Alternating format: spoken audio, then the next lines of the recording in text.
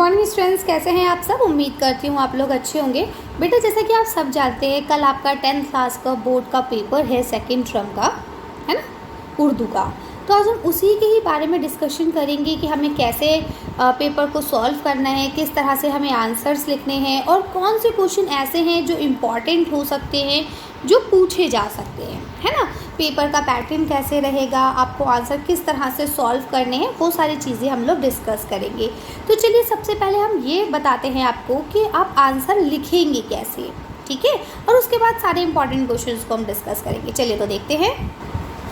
देखिए बेटा, जैसा कि आप सब जानते हैं कि उर्दू राइट हैंड साइड से शुरू होती है। तो आप यही करेंगे कि जब भी आपको आंसर शीट मिलेगी, पहले आप फ्रंट पेज को उसे अच्छे से फिल कर देंगे। जो भी है आपका नाम, रोल नंबर, जो भी चीज़ें आपसे पूछी जाती हैं वो आप सब अच्छे से फिल कर देंगे। उसके बाद कॉपी को उल्टा करके बैक साइड से शुरू करेंगे, ठीक है। और जैसा आप जानते हैं, इंग्लिश हिंदी हम लोग लेफ़्ट हैंड से लिखते हैं, नहीं, हमें लेफ़्ट हैंड से नहीं बल्कि राइट हैंड से लिखना है। बहुत सारे बच्चे ये गलती करते हैं, आप लोग ऐसी गलती नहीं करेंगे, ठीक है। तो इस तरह से आपको लिखना है, जो भी है आपका नाम, ठीक है, या रोल नंबर, जो भी चीज़ें हैं वो सब आप इस तरफ से लिखना शुरू करेंगे, यानी अपने सीधे हाथ की तरफ से लिखना शुरू करेंगे, ठीक है। अब रही बात आंसर्स की कि आप लिखेंगे कैसे। तो देखिए बेटा, जो भी आपसे क्वेश्चन पूछा जाएगा, वैसे तो मैंने सैम्पल पेपर और सिलेबस दोनों चीज़ें आप लोगों के लिए अपलोड कर दी हैं। लिंक मैं डिस्क्रिप्शन में भी डाल दूँगी, आप वहाँ से देख सकते हैं अगर अभी तक आपने नहीं देखा है तो देखिए बेटा, पैटर्न वही रहेगा। पहले आपसे इक़्तिबास वगैरह पूछे जाएंगे, एक दरसी इक़्तिबास आएगा और एक गैर दरसी इक़्तिबास आएगा। इसके अलावा कुछ ग्रामर के क्वेश्चन आएंगे डायरेक्ट, जैसे तशबीह क्या है, इस्तिआरा किसे कहते हैं, है ना, या रदीफ़ क्या है, या काफ़िया क्या है, इस टाइप के क्वेश्चन आएंगे। ये सब चीज़ें मैं पहले भी डिस्कस कर चुकी हूँ आप लोगों के साथ, और लिंक जो है वो सब डिस्क्रिप्शन में है, आप वहाँ से जाके देख सकते हैं अगर आपने नहीं देखा हो तो, ठीक है। अब अगर हम बात करें कि आपका जो आंसर रहेगा, क्वेश्चन रहेंगे बुक के, तो देखिए आपको पता है कि आपका 20 मार्क्स का रहेगा ग्रामर, ठीक है, और 20 मार्क्स का रहेगा आपका टेक्स्ट बुक, ठीक है। तो इस चीज़ को बिल्कुल ध्यान में रखिएगा।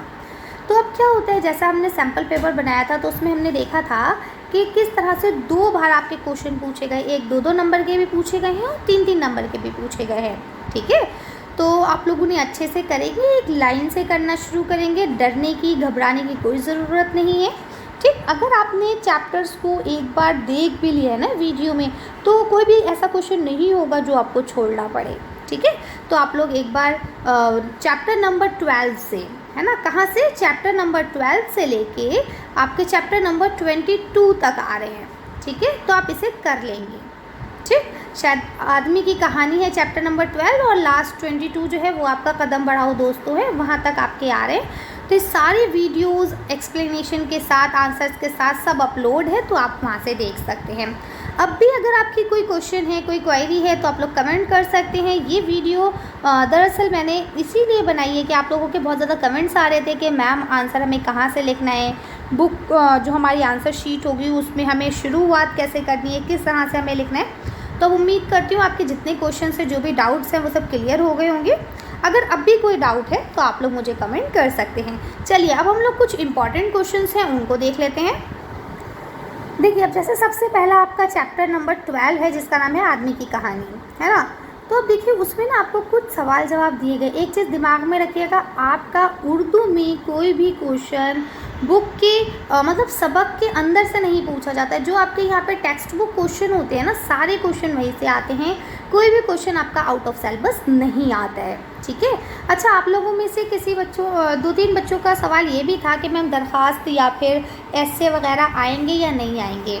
तो देखिए सिलेबस में कहीं ना कहीं ये चीज़ मेंशन है कि आ सकती है, लेकिन आपका जो सैम्पल पेपर था उसमें ऐसा कुछ नहीं है, ठीक है। तो आप लोग वैसे तो 10th क्लास में उम्मीद करती हूँ कि आप लोगों को लिखना आता होगा, लेकिन फिर भी एक बार रिवाइज कर लीजिए। कोई भी टॉपिक अनटच नहीं होना चाहिए, अगर आ जाए तो आप लोग कर सकें, ठीक है। ऐसा ना हो कि आप कह दें मैम ने तो कहा था आया ही नहीं और आएगा नहीं और देखो एग्ज़ाम में आ गया, ये चीज़ नहीं होनी चाहिए, ठीक है। आप लोग पढ़ के जाएंगे, अगर आ जाता है तो आप लोग कर लेंगे, अगर नहीं आता है तो इट्स ओके, कोई प्रॉब्लम नहीं है, ठीक है। तो आप लोग एक बार देख लीजिएगा दरख्वास्त का पैटर्न वगैरह जो भी रहता है वो भी मैंने पहले ही अपलोड कर दिया था, और उसका भी लिंक मैं डिस्क्रिप्शन में डाल दूँगी। सारे लिंक आपको डिस्क्रिप्शन में और कमेंट बॉक्स में मिल जाएंगे, तो आप वहाँ से जाके देख सकते हैं, ठीक है। चलिए, तो अब जैसे देखिए यहाँ पे पहला क्वेश्चन लिखा है ज़मीन से बड़े आग के गोले कौन से हैं।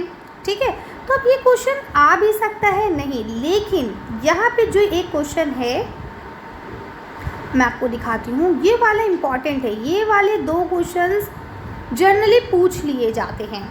ठीक है, एक तो ये वाला क्वेश्चन कि आग जलाना सीखने के बाद इंसानी ज़िंदगी में क्या तब्दीली हुई।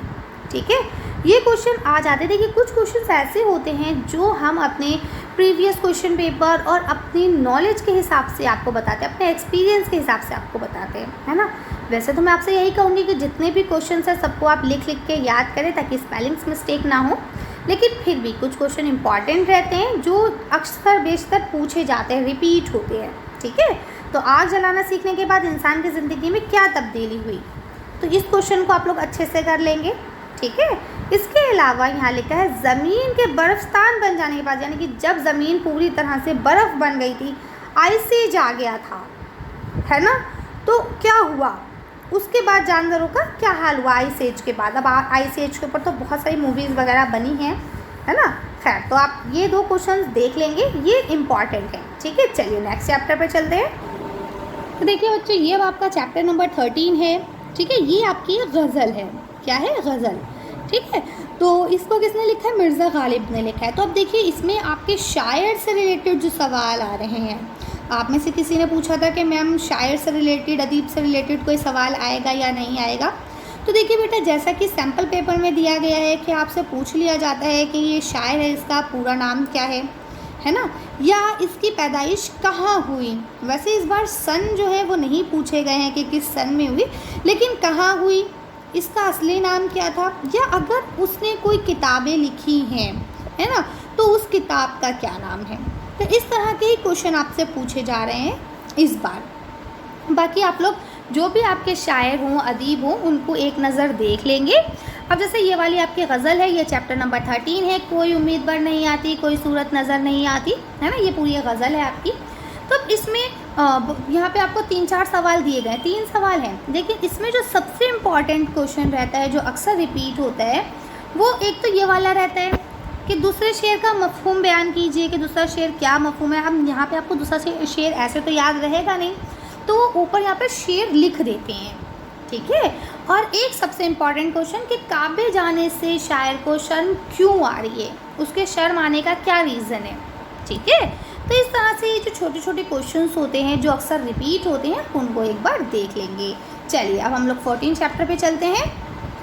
अब देखिए ये आपका हो गया चैप्टर नंबर 14। चैप्टर नंबर 14 क्या है आपका, इंटरनेट है ना। तो अब इसमें बहुत सारे सवाल हैं, इसके ज़्यादातर क्वेश्चन रिपीट होते हैं, लेकिन एक इम्पॉर्टेंट क्वेश्चन ये वाला है, मौसलाती निज़ाम किसे कहते हैं और इसमें कौन कौन से वसाइल शामिल हैं, है ना। तो आपको पता है कम्युनिकेशन के लिए कौन कौन से वसाइल, कौन कौन से ज़रिए हैं जिससे हम बात कर सकते हैं एक दूसरे से, है ना। या एक क्वेश्चन ये वाला कि इंटरनेट किस तरह से काम करता है।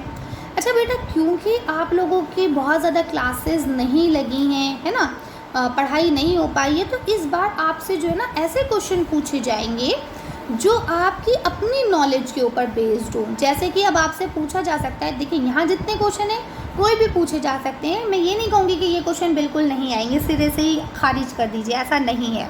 ठीक है, लेकिन अब ये वाला सवाल जो है, इंटरनेट से तुलबा को क्या फ़ायदे हैं, यानी कि आपके जैसे जो स्टूडेंट्स हैं उनको इंटरनेट से क्या फ़ायदे हैं। क्योंकि ये देखिए, ये आप अपने ऊपर रख के सोच सकते हैं कि भाई इंटरनेट है तभी आज आप मेरी वीडियो देख पा रहे हैं, इंटरनेट है तभी आप तरह तरह की किताबें मोबाइल से पढ़ पा रहे हैं, है ना। तो ये सारे फ़ायदे आप लोग लिख सकते हैं। ठीक है, बाकी के जो क्वेश्चन हैं उनको भी आप लोग देखेंगे, लेकिन ये कुछ इंपॉर्टेंट क्वेश्चन मैं आपको बता रही हूँ, इस पर थोड़ा ज़्यादा जोर देंगे। ठीक है, चलिए अगला चैप्टर देखते हैं। अब देखिए ये आपका चैप्टर नंबर 15 है, इसका नाम है नई रोशनी, है ना। ये आपका सबक है, सबक नंबर 15, जिसका नाम है नई रोशनी। ठीक है, तो अब आपको पता है कि इसमें जो है अंधे बच्चे जो नहीं देख पाते, जो नाबीना बच्चे होते हैं, उनके ऊपर बहस की गई है। आपने अगर वीडियो देख ली है बहुत अच्छी बात है, नहीं देखी है तो आप लोग एक बार सारे चैप्टर्स की वीडियो देख लेंगे। आपको ऑप्शन आता है स्पीड बढ़ा के आप देख सकते हैं, है ना। क्योंकि अगर आप चैप्टर को समझ लेंगे, सुन लेंगे, तो आप आंसर्स और अच्छे से कर पाएंगे। ठीक, अब इसमें भी बहुत सारे क्वेश्चन आपको दिए गए हैं, लेकिन कुछ क्वेश्चन बहुत इंपॉर्टेंट है। जैसे कि पहला क्वेश्चन कि ब्रिल का इजाद करने वाले का नाम क्या है।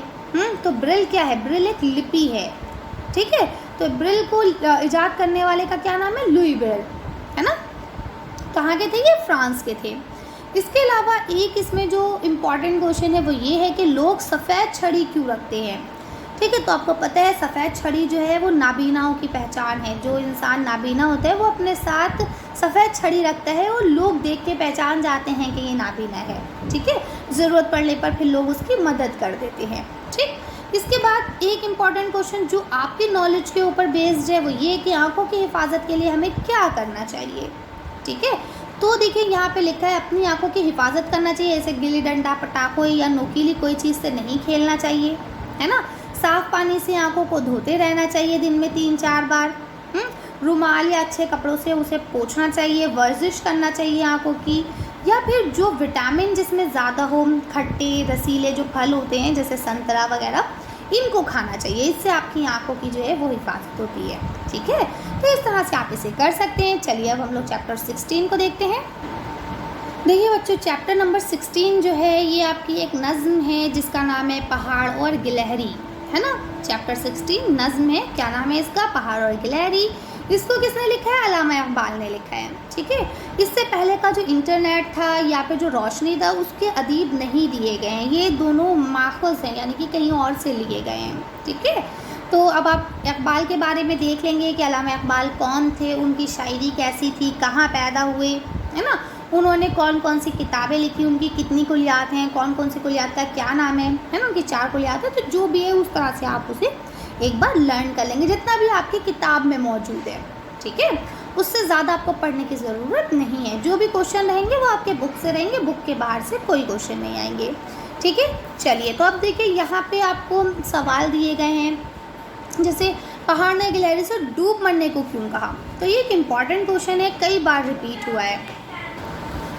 तो देखिए इस तरह के क्वेश्चन आपसे पूछे जा सकते हैं कि भाई पहाड़ ने गिलहरी से डूब मरने को क्यों कहा, ठीक है। या फिर एक ये वाला जो यहाँ पे क्वेश्चन है कि गिलहरी कौन सा काम कर सकती है जो पहाड़ के बस में नहीं है, जो पहाड़ नहीं कर सकता, ठीक है। वैसे तो ये क्वेश्चन भी इम्पॉर्टेंट हैं, आप पढ़ के जाइएगा कि किन बातों से खुदा की कुदरत का पता चलता है ना। लेकिन कुछ क्वेश्चन जो रिपीट होते हैं उनको आप लोग ज़्यादा अच्छे से देख लें, ठीक है। चलिए अगला चैप्टर देखते हैं। अब देखिए ये आपका चैप्टर नंबर 17 है जिसका नाम है रज़िया सुल्तान, ठीक है। तो ये भी आपका मजमून है, ये भी आपका माखज़ है, यानी कि कहीं और से लिया गया है। तो इसके भी अदीब वगैरह के बारे में आपको डिटेल में दिया ही नहीं गया है बल्कि, ठीक है। तो अब आपको बचा क्या? अभी तक सिर्फ आपको 3 पढ़ने हैं। एक इकबाल को पढ़ना है, एक गालिब को पढ़ना है, या फिर आदमी की कहानी के लिए मोहम्मद मुजीब को पढ़ना है ना। तो 3 आप देख ही लीजिएगा, कोई बहुत बड़ी चीज़ तो है नहीं, ठीक है। अब देखिए यहाँ पे रज़िया सुल्तान जो हैं आपकी, इनके भी बहुत सारे क्वेश्चंस हैं, ये रिपीट भी हुए हैं काफ़ी बार। जैसे रज़िया सुल्तान की खूबियाँ क्या थी, ठीक है। या इसके अलावा यहाँ पे जो आपका क्वेश्चन आएगा ये वाला कि अल्तुतमिश की वसीयत क्या थी, या अल्तुतमिश थे कौन, तो आपको पता है ये रज़िया सुल्तान के पापा थे, है ना। तो उनकी क्या वसीयत थी? उनकी वसीयत थी कि भाई मेरे लड़कों के बजाय मेरी लड़की को मतलब क्या है वसीयत दी जाए, है ना। यानी कि शहज़ादी जो सल्तनत है, ये सल्तनत दी जाए, वो किसको दी जाए? मेरी बेटी को दी जाए, है ना। मेरे बाद मरने के तख्त नशीनी बेटी की हो, ठीक है। तो इसके बाद यहाँ पे एक इम्पॉर्टेंट क्वेश्चन जो रहेगा वो आपका ये वाला रहेगा कि रज़िया की फ़ौज का मुकाबला किससे हुआ, या फिर रज़िया सुल्तान ने कितने बरस हुकूमत की, ठीक है। तो इस तरह के जो क्वेश्चंस होते हैं, छोटे छोटे क्वेश्चन होते हैं, ये अक्सर बेशतर रिपीट होते हैं, तो आप इन्हें पढ़ लेंगे, ठीक है। इसके अलावा मुझे नहीं लगता है कि अभी तक आप लोगों को कोई डाउट होगा। अगर कोई डाउट है तो आप लोग मुझे पूछ सकते हैं। मैं रात में 8 या 8:30 बजे तक एक वीडियो और आप लोगों के डाउट की अपलोड कर दूँगी, अगर कुछ इस तरह से मेरे पास कमेंट्स आते हैं तो, अदरवाइज़ नहीं, ठीक है। चलिए नेक्स्ट चैप्टर देख लेते हैं। अभी आपका चैप्टर नंबर 18 है, इसका नाम है काठ का घोड़ा, है ना। काठ माने लकड़ी, लकड़ी का घोड़ा, ठीक है। ये आपकी कहानी है, ये रतन सिंह की है। तो आप रतन सिंह के बारे में पढ़ लेंगे, इनका असली नाम क्या था, कब और कहाँ पैदा हुए, ठीक है। अगर इन्होंने कोई किताबें लिखी हैं तो कौन कौन सी बुक्स लिखी हैं, ठीक है। अब देखिए इसमें जो क्वेश्चंस इंपॉर्टेंट है वो ये वाला एक सबसे इम्पॉर्टेंट क्वेश्चन है कि भाई बंदूक को काट का घोड़ा क्यों कहा गया है, ठीक है। और एक ये वाला क्वेश्चन भी रिपीट हो जाता है कि बंदूक की सुस्त रफ्तारी का असर किन किन लोगों पर पड़ा। बाकी सारे क्वेश्चन आप लोग देख लेंगे सरसरी तौर पर, लेकिन एक लास्ट क्वेश्चन जो इम्पॉर्टेंट रहता है वो ये वाला कि चंदू के बारे में बंदू के जहन में क्या ख्याल आया। अब चंदू जो है वो कौन है, बंदू का बेटा है ना। तो अब उसके जहन में अपने बेटे को लेकर क्या क्या सवाल उठ रहे थे, तो ये क्वेश्चंस आप लोग देख लेंगे। चलिए आगे पढ़ लेते हैं नेक्स्ट चैप्टर। अब देखिए अगर कोई भी कंफ्यूजन हो, कोई चीज़ समझ नहीं आ रही है तो आप लोग मुझे कमेंट्स कर सकते हैं। ये एक मैं बहुत शॉर्ट वीडियो बनाने की कोशिश कर रही हूँ ताकि आपको चीज़ें क्लियर हो सके, ठीक है। बाकी सारी चीज़ें डिटेल में पहले ही अपलोड की जा चुकी हैं। आप लोगों से मैं कहूँगी कि भाई एक बार आप लोग वो सारी वीडियोस को ज़रूर देखें। चैप्टर नंबर 12 से लेके 22 तक सारी वीडियोस देखें और प्लेलिस्ट में जाएं ग्रामर की, वहाँ पे आपको ख़त कैसे लिखना है, मजमून कैसे लिखना है, ये सारी चीज़ें, या तशबीह क्या है, इस्तिआरा क्या है, वो सारी चीज़ें बताई गई हैं, तो आप लोग उन्हें भी लिख सकते हैं, ठीक है। एक बार उन वीडियोज़ को भी देखें। चलिए तो ये चैप्टर भी कंप्लीट होता है। अब हम लोग 19 चैप्टर की तरफ चलते हैं। ये है आपका चैप्टर नंबर 19। चैप्टर नंबर 19 का क्या नाम है, ए शरीफ इंसानो। ये भी आपकी एक नज़्म है जिसको साहिल लुधियानवी जी ने लिखा है, ठीक है। तो अब आप साहिल लुधियानवी साहब के बारे में पढ़ लेंगे, कब और कहाँ पैदा हुए, उनका असल नाम क्या था, तखल्लुस क्या रखते थे, ठीक है। इस चीज़ को पढ़ लेंगे। अब क्या है इसमें जो सबसे इम्पॉर्टेंट क्वेश्चन है जो हर बार रिपीट होता है वो ये वाला क्वेश्चन है कि रूह तामीर के ज़ख्म खाने से शायर की क्या मुराद है, ठीक है। तो इसे आप लोग एक बार पढ़ लेंगे अच्छे से, और मैं आप लोगों से कहूँगी कि जो भी आंसर आप लोग लर्न कर रहे हैं उसको लिख लिख के लर्न करें ताकि आपके स्पेलिंग्स में मिस्टेक ना हो, ठीक है। और एक क्वेश्चन ठीक है ज़्यादा बार रिपीट नहीं हुआ है लेकिन रिपीट हुआ है कि शायर ने जंग को अमन आलम का खून क्यों कहा है।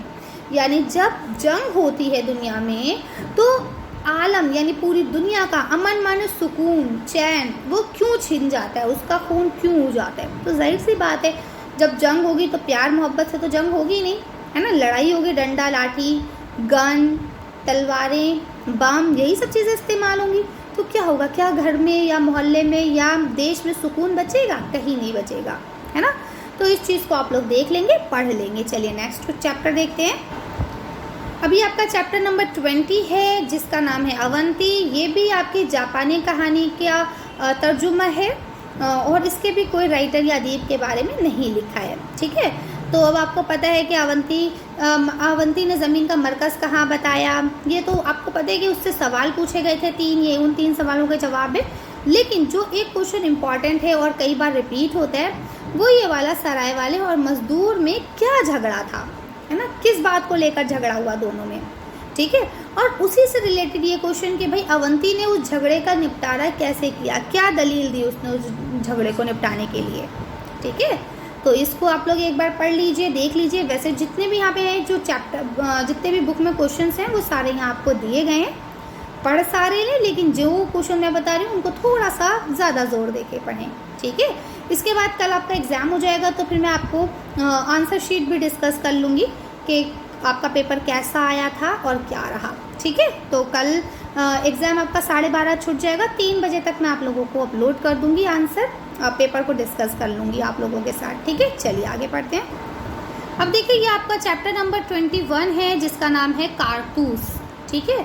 ये चैप्टर भी मैंने आप लोगों को पढ़ा दिया है, अगर आपने पढ़ लिया है तो बहुत अच्छी बात है, नहीं पढ़ा है तो आप लोग पढ़ सकते हैं एक बार।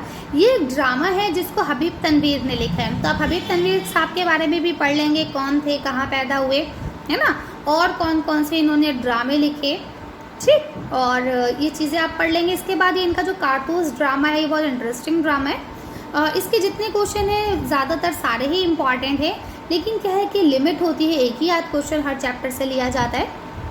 तो इसमें आप ले सकते हैं एक क्वेश्चन जो इम्पॉर्टेंट है वो ये कि कर्नल से कारतूस मांगने वाला सवार कौन था, यानी जो कर्नल से कारतूस लेके गया वो आदमी कौन था, ठीक है। या एक पहला क्वेश्चन आ जाता है कि वज़ीर आला के जो कारनामे हैं उनको सुनकर किसकी याद आ जाती है, ठीक है। तो ये 2 क्वेश्चन हैं जो आपके इम्पॉर्टेंट हैं, इन्हें आप देख लेंगे। अच्छा अब इसके बाद आपका एक लास्ट चैप्टर बचा है जिसका नाम है कदम बढ़ाओ दोस्तों, ये आपकी नज़्म है जिसे बशीर नवाज़ ने लिखा है।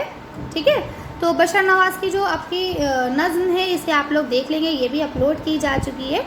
इसके 3 क्वेश्चन हैं तो वो इतने ज़्यादा इम्पॉर्टेंट नहीं है, लेकिन आप लोग उन्हें भी देख लेंगे। अगर कोई क्वेरी रहती है या कोई कन्फ्यूजन है तो आप लोग मुझे कमेंट करके पूछ सकते हैं। बाकी अब तक 2 दिन से जितने भी आप लोगों के कमेंट्स आए हैं मैंने सारे अटेंड किए हैं और उनको देखते हुए ही ये वीडियो मैंने आप लोगों के लिए बनाई है।